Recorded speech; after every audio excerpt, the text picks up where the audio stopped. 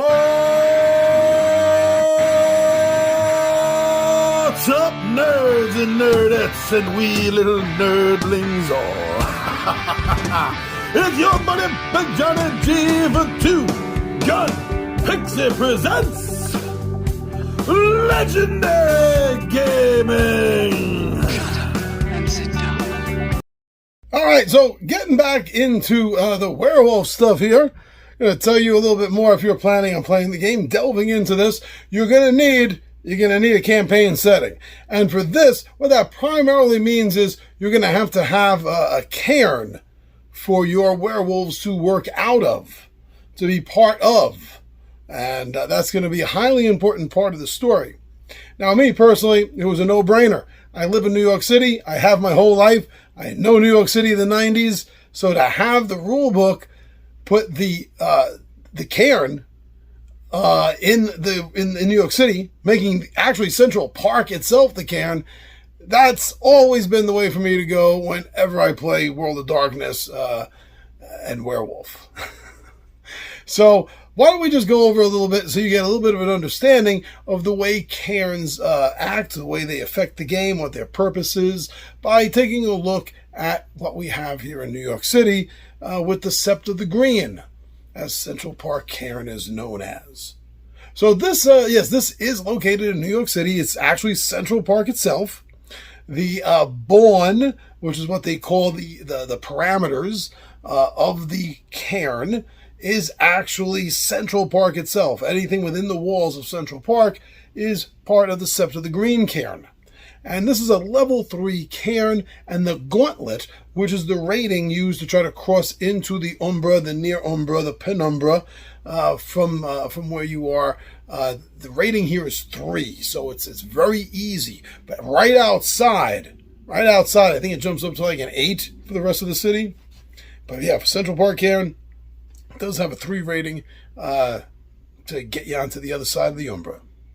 And everything, the entire set run of Central Park, from Central Park North, which is located at 110th Street, all the way down to Columbus Circle, 59th Street, which is Central Park South. You have Central Park West over on 8th, and Central Park East, which is also, for a lot of it, is Museum Mile because of all the museums on the east side over there. But everything within the walls, between that space, is the Sept of the Green cairn. Now, being set right in the middle of New York City is a very difficult spot for any cairn to survive.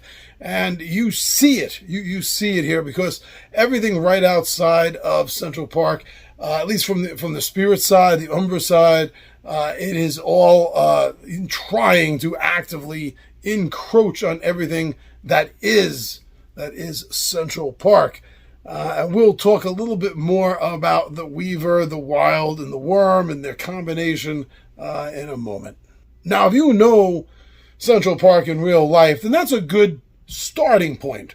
But the real life Central Park and the Central Park in the World of Darkness are not quite the same. There are a few changes that make some big differences.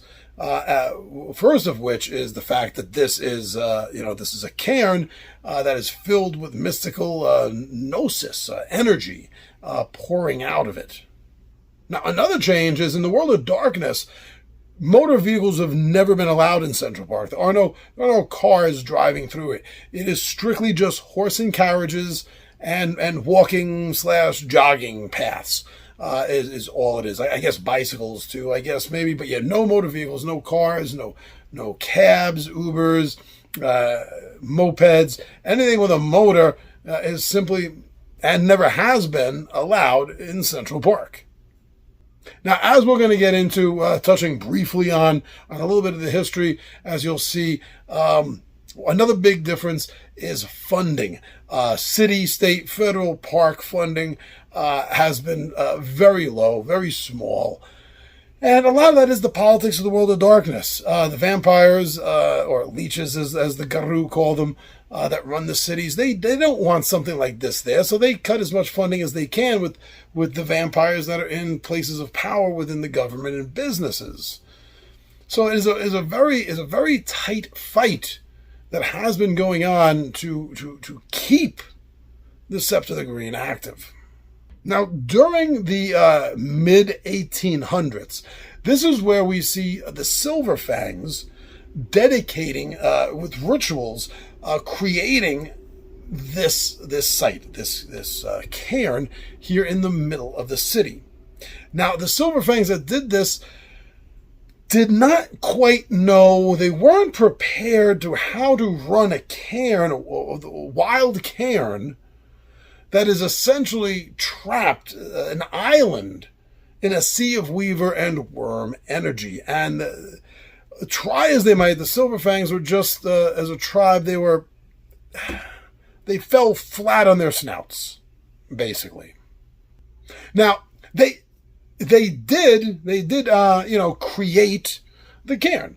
They did activate it by connecting it with a spirit, which was a water spirit named Mira. But unfortunately, because the Silver Fangs were not adept at maintaining the energy in the middle of all this, everything was affected. Even Mira herself, she was lessened, her and her abilities to help protect the cairn. And it was a really dark time, and the Sept of the Green almost dissolved right there.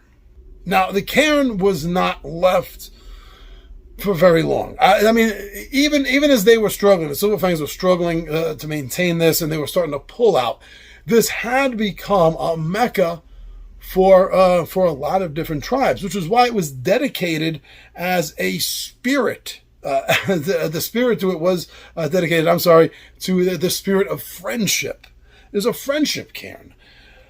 And it was falling apart. But the Glasswalkers and the Bone Gnawers are the ones that stepped forward to save the Sept of the Green.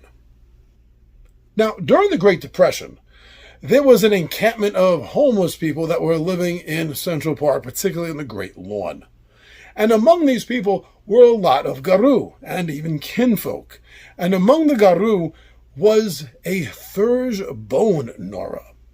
And this individual, he enjoyed sleeping near Turtle Pond. He entered the Umbra through his dreams there, and he would constantly go on deeper and deeper trips into the Umbra from his dream state there. And it was on one of these very long, deep trips that he encountered a sleeping spirit that had been asleep for centuries. And he reawoken the spirit to find the Great White Mouse. And the Great White Mouse befriended him. And after adventures through the Umbra, coming back from the deep side, back over to this side, they bonded as friends.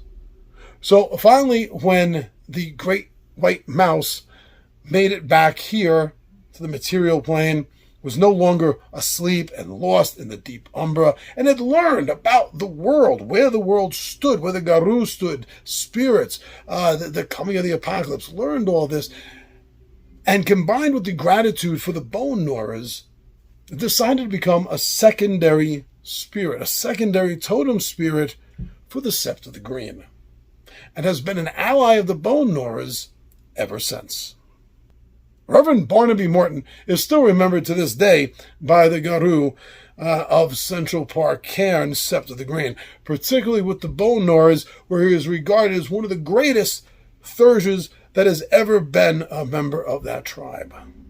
Now, spiritually, they were beginning to heal Central Park Cairn.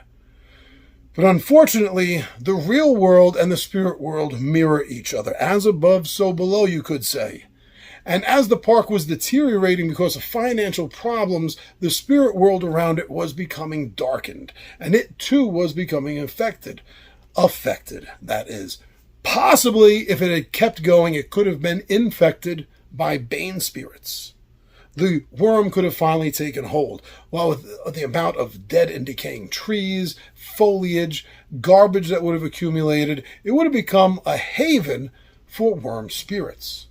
However, the Glasswalkers, with all their money, was not going to let this happen. And it was solely through the efforts of the Glasswalkers' financial maneuvers that the Central Park Cairn, through the continued existence and funding of Central Park, it survived. And it survived not only because of the financial leadership of the Glasswalkers, but the Bone Gnawer is stepping up to spiritually hold everyone together and to help heal this last great bastion of wild in the island of Manhattan. Since the 50s, the Garou and their kinfolk have pretty much solely been responsible for keeping Central Park financially alive as well as spiritually alive. It's a fight that continues to this day as the apocalypse draws near them, and they feel the sensation of everything coming to a head. But the Central Park cairn still stands as a symbol of friendship. And it's because of this that the cairn has one of the largest numbers of elders and the elder council of pretty much all tribal-run septs anywhere. It is dominated by the Bone Gnawers, of course, with a secondary large number of Glasswalkers. However, at least one member of every tribe is represented on the council, and this is one of the reasons it maintains its spiritual energy of friendship. Now, the cairn itself has two hearts, you could say, two centers of powers, centers of its spiritual energy. And one of them, the one connected with the water spirit Mira, the stronger and dominant of the two spirits, can be found near the Bethesda Fountain in Central Park. This is her base of power. Now, the secondary, less powerful totem spirit, that of the Great White Mouse, is primarily tied to that of the Turtle Pond. In fact, these places have their images, in the Umbra that really showcase that there is something very spiritual about them. But we'll get to the Umbra in a moment. Now, years ago, when this cairn was first dedicated by the Silverfangs, the water spirit Mira, along with the consciousness, you could say, the embodiment of the wild itself, worked together to create a Khmer, this pocket sort of Umbra dimension, which surrounds Central Park, and it is tied directly to the realm of dreams. In the early days, some of the greatest New York Silverfangs had some of the greatest visions while dreaming at the Turtle Pond. And the effort today to reclaim, continue to improve the Central Park cairn has brought back that spirit of dreaming, and Garou today, again, are beginning to feel the prophecies in the dreams that they're experiencing. Now the Umbra, the spirit world that lies next to ours, that the Garou are able to transverse through the use of reflective surfaces such as mirrors or even pools of water. Now, the near Umbra, where they are going to be doing most of their adventuring, does reflect what is going on in the physical world as well as the spiritual battle between the wild, the weaver, and the worm. And in this case, inside the Bawn of Central Park cairn, it is a beautiful forest. It is alive with animals, insect spirits. It is alive with element spirits. It feels like it is growing. It feels organic and good. On the other side of the walls where the Bawn is, that is where the atmosphere begins to taste tinny. There's a metallic sensation in the atmosphere itself as strands of steel and web and glass try to weave their way through everything, including getting into the Central Park cairn. But the Bawn holds strong, and it can't undulate its way inside. But the sensation, the feeling of waiting for the right moment to strike, the right crack to open in the armor, is palpable in the entire city, particularly surrounding that of the cairn. Now, a few specific places do have their own energy and feel here, like Turtle Pond. Initially, in the Umbra, Turtle Pond looks like it has a a white, moving, undulating mass at the bottom of it. While closer inspection, while in the penumbra, will show that this mass is thousands, maybe millions of tiny white mice that are constantly crawling up and over onto each other, and more crawling up and over onto each other, as this is a symbolic, spiritual image of one of the forces of the wild through that of the great white mouse is battling the weaver from getting in. And it's using the energy of the wild, the animalistic sensation of spirits in order to help do this. And this is a visualization. We find these visualizations inside the Umbra all the time. Besides just being spiritual coincidences of what's in the physical world, if what's in the physical world was there long enough to gain a spirit, or enough emotions happen to give it a spirit. But it's different between being inside the cairn and outside the cairn. From everything, the air in the Umbra to the sights in the Umbra, everything is out to survive, and most of that means conquering its opposites, its enemies. The weaver conquering the wild and the worm conquering the weaver and the wild and such. It's a constant battle. Everything, every sense is affected inside the Umbra by these spirits. In the Umbra, Bethesda Fountain itself also looks different. Again, because this is tied to a spirit, just like the great white mouse tied to Turtle Pond. And here there's a feeling, a sensation of a healing energy all over this place. Even the stone itself seems to be rippling like healing waters and balms.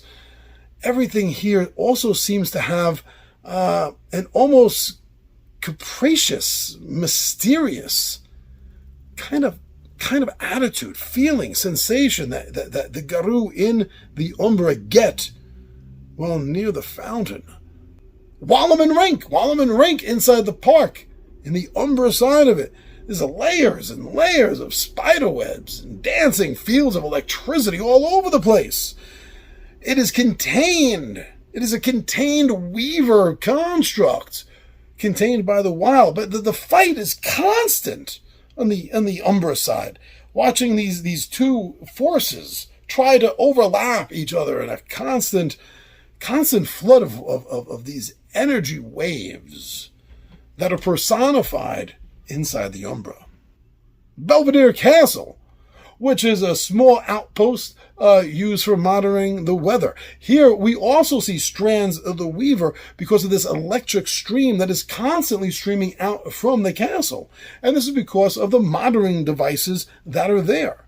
Again, we see this constant struggle back and forth between the weaver and the wild, and all the time the worm is just waiting to deteriorate everything around it.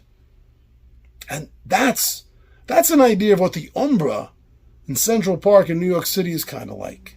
Now, there's not a lot of information really given on the Council of Elders or a lot of the tribe members. I mean, you can do the math however you want to figure it out. I figured out there's probably about a total of 140, 150 Garou in New York City.